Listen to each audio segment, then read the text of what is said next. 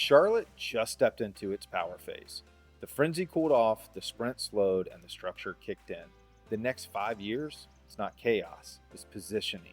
Walk the rail trail on a Tuesday at 6 p.m., and there's strollers, dogs, rooftop lines, someone gripping a $9 cold brew like it's a status symbol.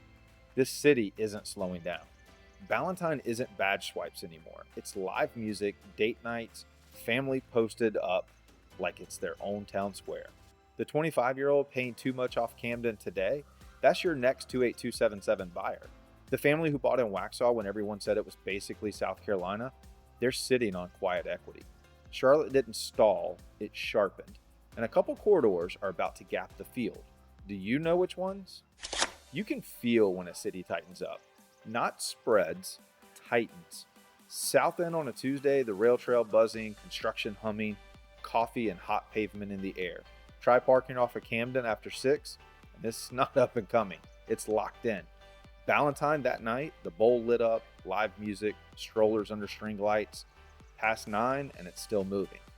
That's when it clicked. Charlotte stopped trying to be impressive. It started being intentional. Neighborhood lines are shrinking, density is stacking, and lifestyle is layering in. Cities don't shift like that by accident. You don't get that energy without fuel. And 5 years from now is already being built. So let's pop the hood. Charlotte didn't cool off. It tightened up. A few years ago, inventory was barely over 1 month. If it had drywall, it had 5 offers. People were waiving inspections like they were ordering takeout. That was chaos. What we're in now is different. The city didn't stall, it stabilized. And stabilization is where wealth quietly gets built. Last year, I had a couple relocating from North Jersey looking in 28277 near Ray Farms.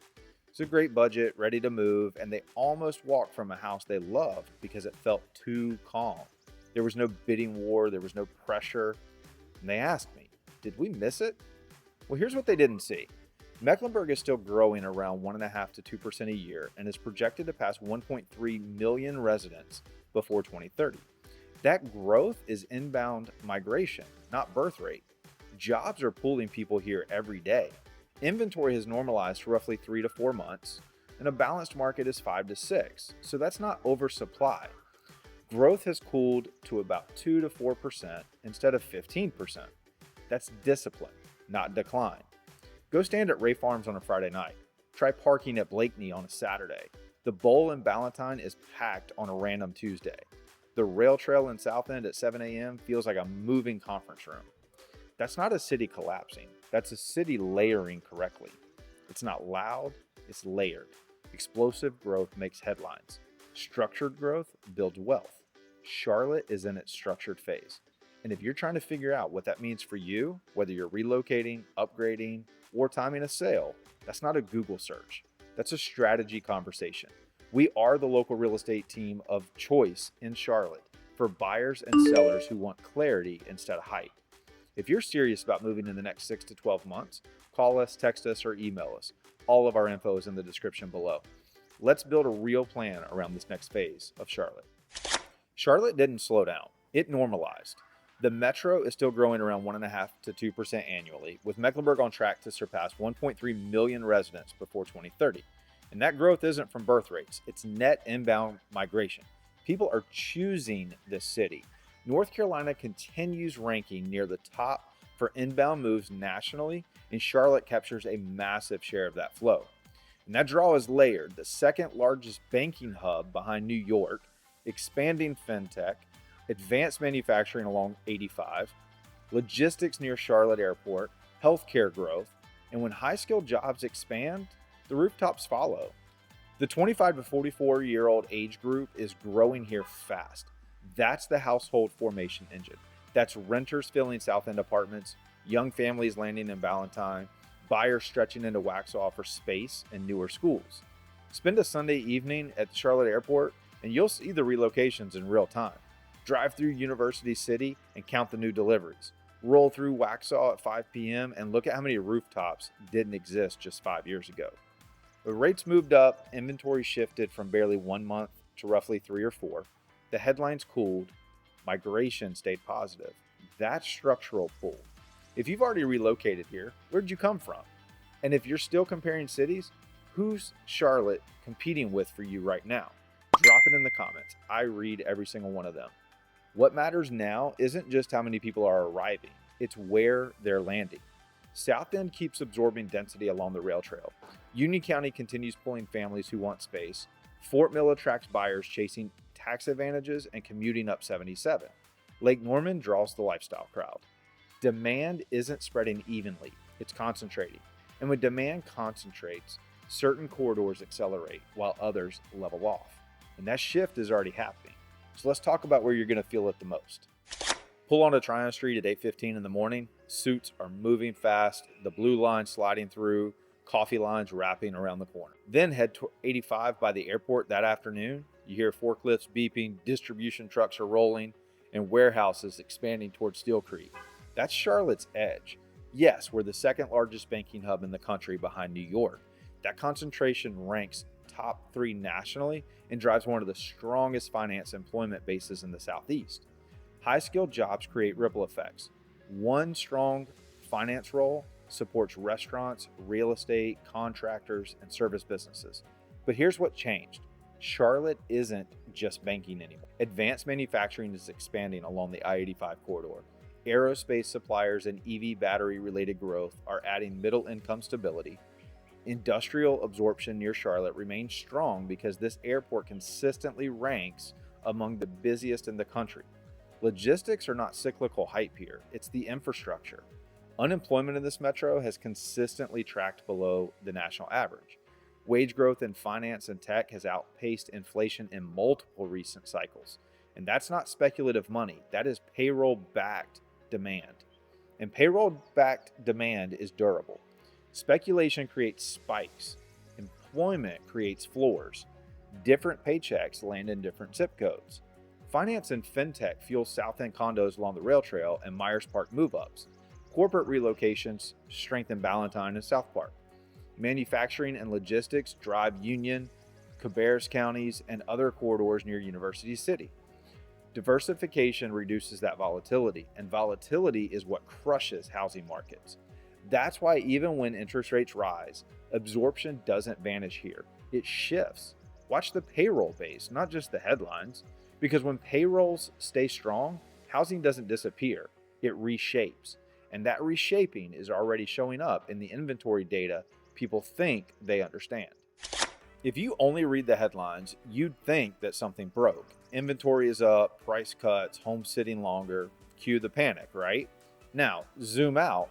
2 years ago, Charlotte was running at barely 1 month of supply of homes. That wasn't healthy, that was actually suffocation. Today, most segments sit around 3 to 4 months. Balanced is 5 to 6. That's not collapse, that's correction toward normal. Price growth cooled from double-digit spikes to roughly 2 to 4% in many areas. Luxury over 800,000 is taking longer, and entry level under 400K, that's still super tight. That's segmentation. Go try finding a clean home under $400,000 in East Charlotte. It moves fast. Meanwhile, in Waxhaw and Huntersville, you'll see builders advertising rate buydowns and closing cost incentives on new construction. It's not desperation, it's competition. Drive through Myers Park and notice what's sitting. It's not the $900,000 renovated bungalow, it's the $1.6 million stretch listing that missed the pricing window. From 2024 through 2026, thousands of new apartment units hit South End, Noda, and University City. You've probably seen the banners, 8 weeks free, concessions popping up. Vacancy did tick up temporarily. That's supply elasticity doing its job. Nationally, we're still short an estimated 2 to 4 million housing units. Charlotte builds faster than most of the coastal markets, which actually prevents extreme spikes long term. Elastic supply helps moderate that volatility. Now layer in the rate lock effect. A massive percentage of homeowners are sitting on 2 to 3% mortgages, and they're not rushing to list their homes. So here's what we really have. More inventory than the frenzy years, still below long-term equilibrium. Luxury is softening first, and entry level is still constrained. Normalization doesn't kill opportunity, but it does create leverage. Buyers can negotiate again, inspect again, and have time to think again. Sellers have to price strategically now. That ego doesn't work anymore. This phase rewards precision because inventory is not behaving evenly across the metro, and a few are setting up for separation. And that's exactly where the next 5 years start to get very interesting. Charlotte doesn't sprawl anymore. It stacks, and the next 5 years will feel very concentrated, not scattered. Start on the blue line spine. South end at 8 a.m. is laptops, espresso, and the train sliding in like clockwork. Thousands of units delivered from 2024 to 2026. Concessions popped up and absorption held. That was structural demand. Come back at 9 p.m., the rooftops are glowing, Barcelona's buzzing, rail trail packed, same street, two different cities. Density near rail wins. It compresses time, and inside a half-mile of transit, value tends to hold. North of that, NoDa and University City keep tightening. Corporate campuses, light rail, more attainable pricing than South End. Mecklenburg is still growing around 1.5% to 2% a year. And that working age growth lands near transit first. Now, if we pivot west, the 2040 plan directs over 75% of growth into centers and corridors. West Boulevard, Beatties Ford Road, and Wilkinson towards the airport. That's not random, that's intentional stacking. Industrial near Charlotte Airport stays strong. Vacancy has hovered near historic lows, and logistics jobs don't trend on Instagram, but they definitely fund mortgages. Steel Creek benefits quietly from that engine. On the south, Valentine doesn't clock out anymore. The bowl is active at night, there's mixed-use layering, and suburban urbanism in real time. Union County keeps pulling families who want space. Waxhaw rooftops didn't exist 5 years ago. It's not one Charlotte accelerating. It's multiple Charlottes moving at different speeds. If you had to bet on one direction for the next 5 years, where are you leaning? Blue line spine, West Charlotte reinvestment, Valentine's evolution? Drop it below. Because corridors don't just reshape skylines, they reshape how the city moves.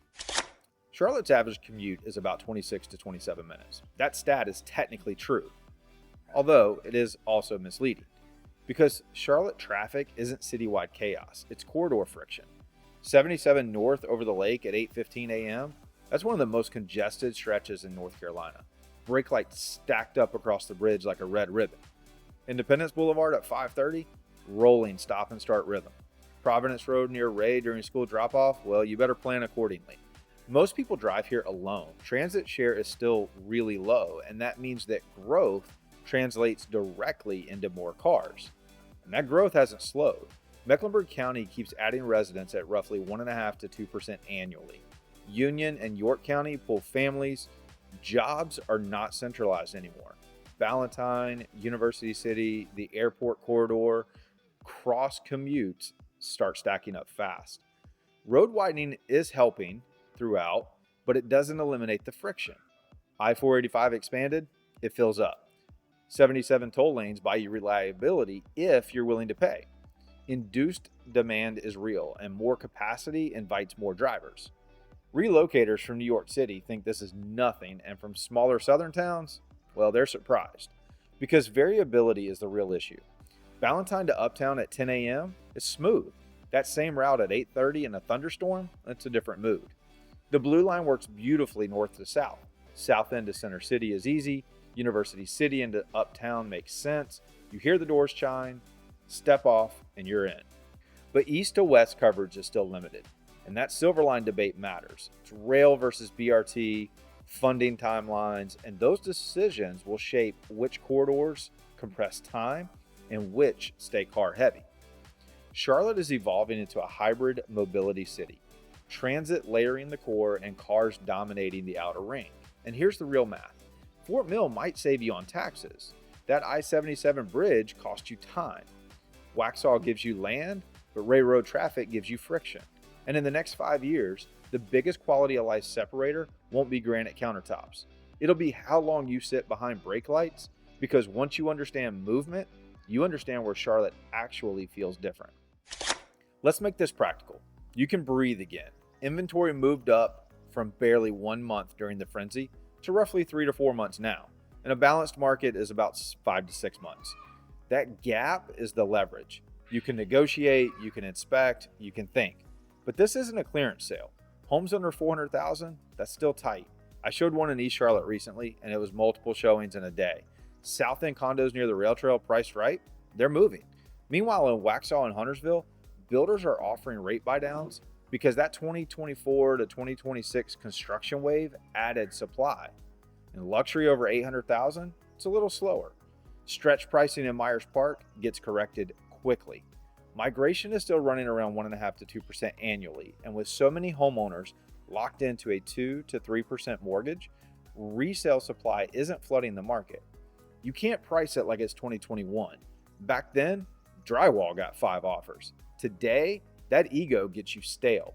Buyers are payment sensitive and precision matters more than ever. So what's moving? Dialed in homes, correct pricing, strong micro locations near transit or top schools. So what's sitting? Overreach in the 1.2 million plus band, missed prep, wishful pricing. Most owners who bought before 2020 are still sitting on roughly 30 to 40% equity gains. Appreciation is now slowed to 2 to 4%, but it didn't vanish. This isn't a boom phase, it's simply a positioning phase.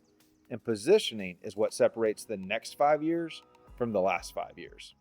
If you're waiting for Charlotte to go back, you've already missed it. This city isn't reversing, it's refining.